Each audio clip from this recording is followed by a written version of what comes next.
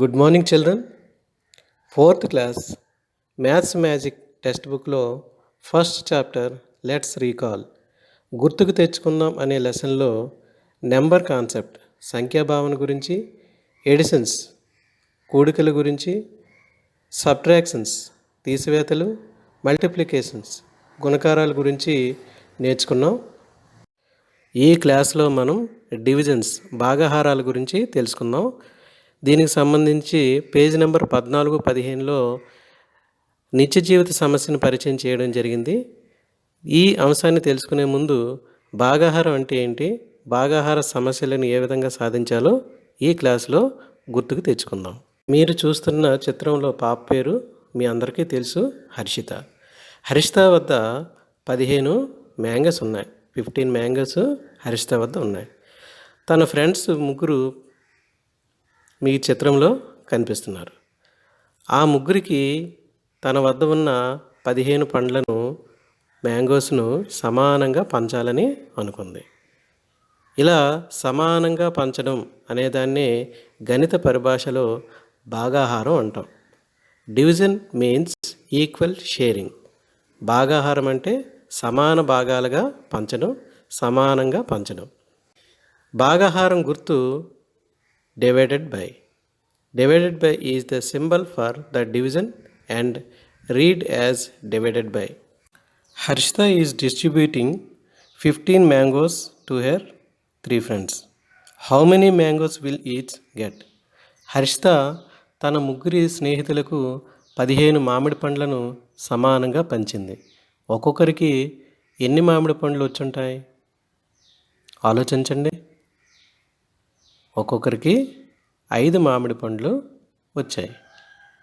దీనినే గణిత పరిభాషలో 15 divided by 3 is equal to 5. 15 divided by 3 is equal to 5. దీనిని ఈ విధంగా మనం రాస్తాం. ఇది గుణకార రూపంలో మల్టిప్లికేషన్ ఫామ్లో 3 × 5 ఈజ్ ఈక్వల్ టు 15గా చెప్తాం. Relation between multiplication and division అంటే గుణకారం మరియు భాగాహారముల మధ్య సంబంధం. దీన్ని ఒక ఎగ్జాంపుల్తో డిస్కస్ చేద్దాం. 15 divided by 5 is equal to 3. అంటే 15 divided by 5 is equal to 3. దీన్ని నిత్య జీవిత సమస్యలో ఒక ఎగ్జాంపుల్గా తీసుకుంటే మన వద్ద 15 మ్యాంగోస్ ఉన్నాయి. ఈ మ్యాంగోస్ని 5 బాక్సెస్లో ఈక్వల్గా మనం సర్దాలి, ఈక్వల్గా షేర్ చేయాలనుకుందాం. షేర్ చేసేటప్పుడు ఒక్కొక్క బాక్స్లో ఎన్ని మ్యాంగోస్ పడతాయి? ఒక్కొక్క బాక్స్లో 3 మామిడి పండ్లు చొప్పున 5 బాక్సుల్లో 15 మామిడి పండ్లు ఉంటాయి. దీన్ని 15 divided by 5 is equal to 3 అని చెప్తాం. మరి ముందు ఒక ఎగ్జాంపుల్ చెప్పుకున్నాం. హర్షిత తన వద్ద ఉన్న మామిడి పండ్లను ముగ్గురు స్నేహితులకు సమానంగా పంచడం. అదేంటి? 15 divided by 3 is equal to 5. ఒక్కొక్కరికి 5 మామిడి పండ్లు సమానంగా వచ్చినట్లు చెప్పుకున్నాం. అంటే ఇక్కడ 15 divided by 5 is equal to 3, 15 divided by 3 is equal to 5. ఈ రెండింటిని మనం చూస్తే 5 × 3 ఈజ్ ఈక్వల్ టు 15. అంటే 5 3 15. 5 × 3 ఈజ్ ఈక్వల్ టు 15. ఈ విధంగా గుణకారం భాగాహారాల మధ్య సంబంధాన్ని మనం తెలుసుకోవచ్చు.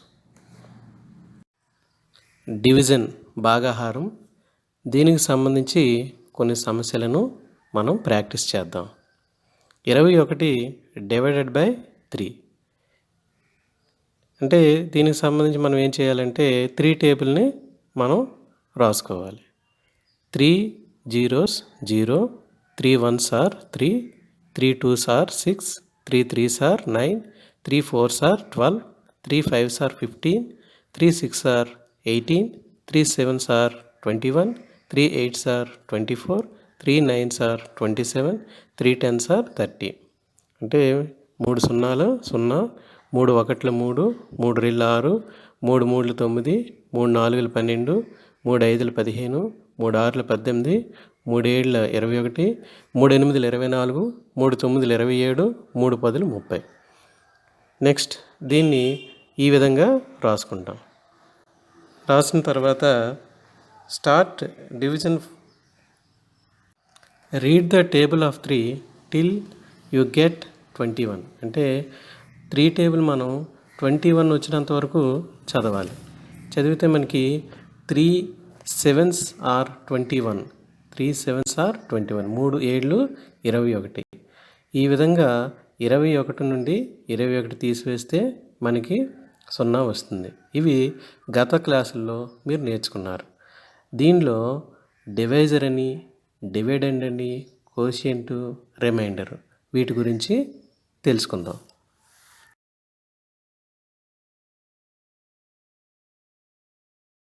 21 divided by 3 is equal to 7. అంటే 21 divided by 3 is equal to 7.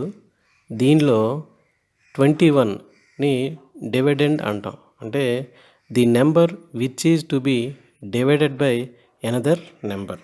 అంటే భాగింపబడేటువంటి సంఖ్య ఏదైతే ఉంటుందో దాన్నే విభాజ్యం అంటాం. ఇక్కడ 21 అనేది 3చే భాగించబడుతుంది కాబట్టి 21ని డివిడెండ్ అంటాం.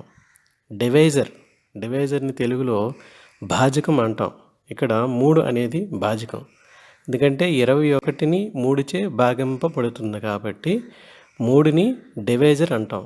The number which divides another number.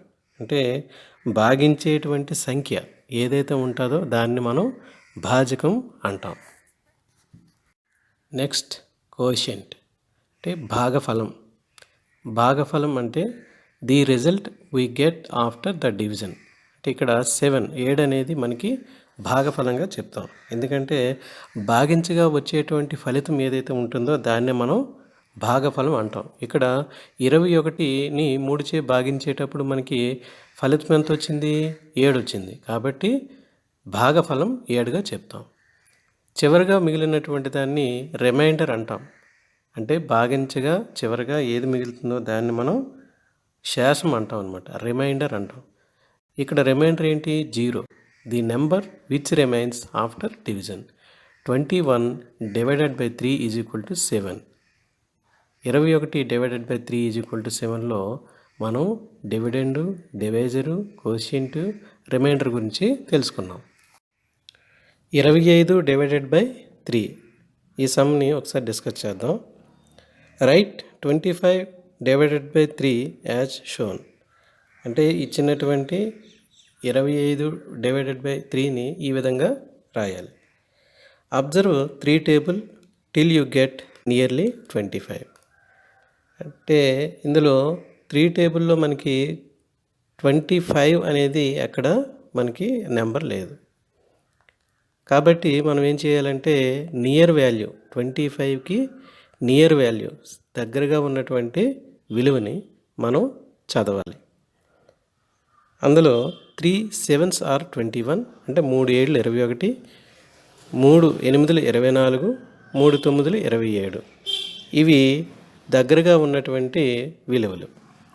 25కి దగ్గరగా ఉన్నటువంటి విలువల్లో 24, 27 చూస్తే 24 less than 25 and 25 less than 27. 27 is bigger than 24. అంటే ఇక్కడ 27 అంటే 27 అనే వాల్యూ మనకి ఎక్కువ అవుతుంది. కాబట్టి మనం ఏం చేస్తామంటే 3 8s are 24. 3 ఎనిమిదిలు 24 అనే దాన్ని మనం తీసుకుంటాం. Now subtract 24 from 25. ఇప్పుడు మనం ఏం చేస్తాం? 25 నుండి 24ని తీసివేస్తాం. తీసివేస్తే మనకి 1 వస్తుంది. 1 అనేది మనకి ఏటవుతుంది? రిమైండర్ అవుతుంది అనమాట. ఈ రకంగా మనం గతంలో ఈ సమ్స్ మనం ప్రాక్టీస్ చేసాం. నెక్స్ట్ 36 డివైడెడ్ బై 3 అనే సమ్ని ఒకసారి డిస్కస్ చేద్దాం. 36 divided by 3. Right 36 divided by 3 as shown. అంటే ఇచ్చినటువంటి 36 డివైడెడ్ బై 3ని ఈ విధంగా రాసుకుంటాం. Start division from highest place value number.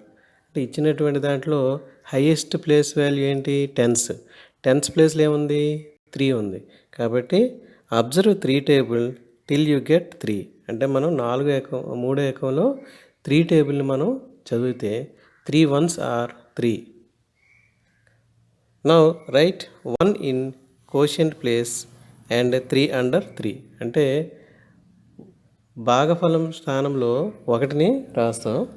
3 1లు 3. 3లో 3 తీసివేస్తే 0 వస్తుంది. నెక్స్ట్ ఏం చేస్తాం? Now bring down the digit 6 in ones place and right. అంటే 36లో వన్స్ ప్లేస్లో ఉన్నటువంటి 6 అంటే 6ని మనం తీసుకుంటాం. తీసుకొని మళ్ళీ 3 టేబుల్ తీసుకుంటే 3 2s are 6. 3 2s are 6. 6 under 6 subtract it. అంటే ఇక్కడ 0 వస్తుంది. కోషియంట్ ప్లేస్లో ఏం రాయాలి? 2 రాయాలి. 3 2s are 6 కాబట్టి. ఈ విధంగా మనకి 36 divided by 3 is equal to 12 అనేది మనకి ఆన్సర్ వస్తుందన్నమాట. నెక్స్ట్ మరో సమ్ తీసుకుందాం. 72 డివైడెడ్ బై 4 అంటే 72 డివైడెడ్ బై 4. దీన్ని మనం ఈ రకంగా రాసుకుంటాం. Write 72 divided by 4 as shown. Next start division from highest place value number. ఇందులో హైయెస్ట్ ప్లేస్ వాల్యూ నెంబరు 72లో టెన్స్ ప్లేస్లో ఉన్నటువంటి 7. Here it is 7. So 7 divided by 4 అంటే 7ని 4 చేత భాగించాలి. Observe 4th table. ఒక్కసారి 4th టేబుల్ అబ్జర్వ్ చేయండి. మనకి 7కు దగ్గరగా ఉన్నటువంటి నెంబర్ని మనం తీసుకోవాలి. Observe 4th table till you get nearly 7. అంటే 4వ ఏకంలో 7కు దగ్గరగా వచ్చినటువంటి నెంబర్ని మనం చూడాలి. 4 ones are 4, 4 2s are 8. ఇందులో 8 అనేది ఏంటవుతుందంటే పెద్ద నెంబర్ అవుతుందండి. 8 is bigger than 7. So we take 4 ones 4. అందుకే మనం ఏం చేయాలంటే 4 1లో 4 తీసుకోవాలి. Now right in quotient place as 1. అంటే 1ని మనం భాగఫల సాధనలో రాయాలి. 7 కింద 4 రాస్తాం. Now subtract 4 from 7. అంటే 7 నుంచి 4ని తీసివేయాలి. 7 నుంచి 4 తీసివేస్తే ఎంత వస్తుంది? 3 వస్తుంది. Now bring down the digit 2 in the ones place and right beside 3. అంటే వన్స్ ప్లేస్లో ఉన్నటువంటి 2 ఏదైతే ఉందో దాన్ని ఈ 3 పక్కన మనం రాస్తాం. రాస్తే ఏంటవుతుంది? 3 2 32 అవుతుంది అనమాట. 3 2 32. Again from 4th table 4 8s are 32. 4 8s are 32 అంటే 4 8లు 32. Now right 8 in ones place of quotient. అంటే కోషియంట్ ప్లేస్లో మనం 8 మనం రాస్తాం. వన్స్ ప్లేస్లో రాస్తాం. 32 అండర్ 32 అండ్ సబ్ట్రాక్ట్ ఇట్. 32ని 32 కింద రాస్తే మనకి అందులో తీసివేస్తే మనకి శేషం ఎంత వస్తుంది? 0 వస్తుంది అనమాట. ఈ రకంగా మనం ఈ సమ్ని చేయాలి. నెక్స్ట్ మరో ఎగ్జాంపుల్ చేద్దాం. 95 divided by 4. Right 95 divided by 4 as shown. అంటే ఈ విధంగా మనం రాసుకుంటాం. Start division from highest place value number. అంటే భాగాహారం అనేది పెద్ద స్థానం నుండి ప్రారంభించాలి. ఆ పెద్ద స్థానంలో ఉన్నటువంటి నెంబరు ఇక్కడ మనకి 9. కాబట్టి మనం ఏం చేయాలి? 9 డివైడెడ్ బై 4 చేయాలి. Observe 4th table till you get nearly 9. అంటే ఇక్కడ 9 అనేది ఆ టేబుల్లో మనకి లేదు కాబట్టి మనం ఏం చేయాలంటే నియర్ వాల్యూ ఏదైతే ఉంటుందో దగ్గరగా ఉన్నటువంటి వాల్యూ ఏదైతే ఉంటుందో అంతవరకు మనం వెళ్ళాలి. అంటే 4 ones 4 అంటే 4 1లు 4, 4 2 8, 4 3 12. ఇక్కడ దగ్గరగా ఉన్నటువంటి వాల్యూస్ మనకి ఏంటి? 4 1లు 4, 4 2 8 అంటే 4 8 అనేవి ఉన్నాయి. Now write 2 is quotient place and 8 under 9. అంటే దగ్గరగా ఉన్నటువంటి 8 కాబట్టి మనం ఏం చేస్తామంటే భాగఫల సాధనలో 2ని రాసి 9 కింద 8 రాస్తాం. 9 నుంచి 8 మనం సబ్ట్రాక్ట్ చేసినట్లయితే మనకి ఎంత వస్తుంది? 1 వస్తుంది. ఆ 1ని ఈ విధంగా రాసుకుంటాం. Now bring down the digit 5 in 1's place and write beside 1. It becomes 15. Next మనకి 1ల స్థానంలో ఉన్నటువంటి 5ని ఈ 1 పక్కన మనం రాసినట్లయితే ఆ నెంబరు 15 అంటే 15 అవుతుంది. ఇప్పుడు ఏం చేస్తామంటే 15కు దగ్గరగా ఉన్నటువంటి వాల్యూని 4th టేబుల్లో ఏదైతే ఉంటుందో దాన్ని మనం తీసుకుంటాం. Observe 4th table till you get nearly 15. That is 4 4s are 16 and 4 3s are 12. ఈ రెండింటిలో మనకి 16 అనేది పెద్ద నెంబర్ అవుతుంది కాబట్టి మనం ఏం చేస్తామంటే 4 3s are 12 అనేది మనం తీసుకుంటాం. నెక్స్ట్ ఏం చేస్తాం? 3 అనే దాన్ని కోషియంట్ ప్లేస్లో అంటే భాగఫల సాధనలో రాస్తాం. నెక్స్ట్ 15 నుంచి 12ని మనం సబ్ట్రాక్ట్ చేసినట్లయితే రిమైండర్ మనకి 3 వస్తుంది. ఈ రకంగా ఈ సమ్ని మనం చేస్తాం. నెక్స్ట్ మరొక ఎగ్జాంపుల్ చేద్దాం. 125 divided by. Now open page number 14 and 15. ఒకసారి 14, 15 పేజీలు తీయండి. ఆ పిక్చర్లో కనిపిస్తున్నటువంటి ఆవిడ నాగమ్మ, హరిత వాళ్ళ నాయనమ్మ. One day Nagamma along with 5 workers went to Rajaya's field in 2 autos. ఒకరోజు నాగమ్మ తనతో కలిపి 6 మనుషులు రాజయ్య పొలానికి 2 ఆటోల్లో వెళ్ళారు. They seated equally in 2 autos. వారందరూ కూడా 2 ఆటోల్లో సమానంగా కూర్చున్నారు. She received 975 rupees from Rajaiah. ఆమె రాజయ్య నుంచి 975 రూపాయలు తీసుకున్నది. Auto charges 90 rupees were to be borne by Rajaiah. Auto ఛార్జీలు 90 రూపాయలు రాజయ్యే ఇవ్వడం జరిగింది. She distributed the amount to the workers as given below. ఆమె ఆ సొమ్మును అందరికీ ఈ విధంగా పంచింది. దీన్ని ఒకసారి డిస్కస్ చేద్దాం. Number of workers including Nagamma అంటే నాగమ్మతో కలిపి మొత్తం 6 అంటే 5 + 1 = 6. నెంబర్ ఆఫ్ ఆటోస్ ఎన్ని ఉన్నాయి? 2 ఉన్నాయి. Number of autos are 2. Number of persons seated in each auto. అటువంటప్పుడు ఒక్కొక్క ఆటోలో ఎంతమంది కూర్చుంటారంటే అటువంటప్పుడు 6 డివైడెడ్ బై 2 చేస్తే మనకి ఏంటి వస్తుంది? 3 వస్తుంది. అంటే ఒక్కొక్క ఆటోలో 3 చొప్పున కూర్చున్నారు. Total amount received from Rajaiah. Rajaiah వద్ద నుండి తీసుకున్న మొత్తం సొమ్ము 975 రూపాయలు. Wage for Nagamma per day అంటే నాగమ్మ కూలి ఆటో ఛార్జీతో కలిపి 225 రూపాయలు. మరి మిగిలిన 5కి పంచేటప్పుడు తన యొక్క సొమ్ముని తీసివేయాలి. Total wage for remaining 5 workers అంటే 975 - 225 చేస్తే మనకి ఎంత వస్తుంది? 750 రూపీస్ వస్తుంది. Wage for each worker per day అంటే ఏం చేయాలి? 750 రూపీస్ని 5 వర్కర్స్ కాబట్టి 5 చేత డివైడ్ చేయాలి, భాగించాలి. 750 డివైడెడ్ బై 5. ఆల్రెడీ ఈ క్లాస్లో మనం భాగాహారం ఏ విధంగా చేయాలనేది తెలుసుకున్నాం.